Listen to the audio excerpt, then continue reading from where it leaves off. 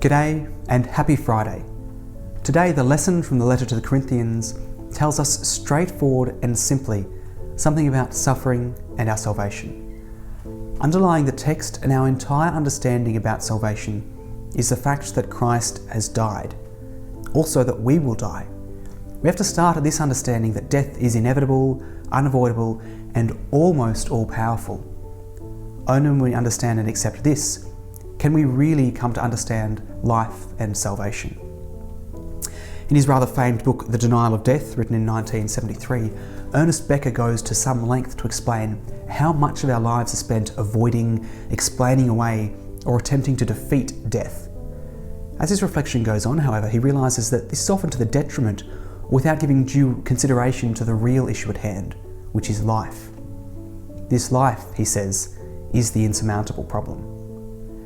If we take a moment to consider the ultimate death of Christ in our own ultimate death, this phenomenon of avoiding or denying death doesn't take long to notice an issue.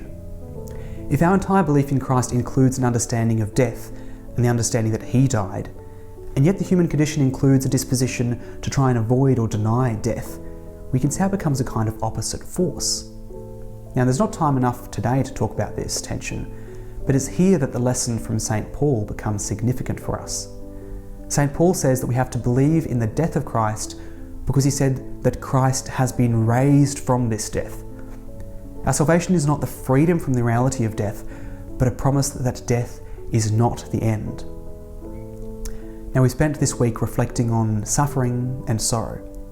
And I'm not saying we need to calm down and ignore them.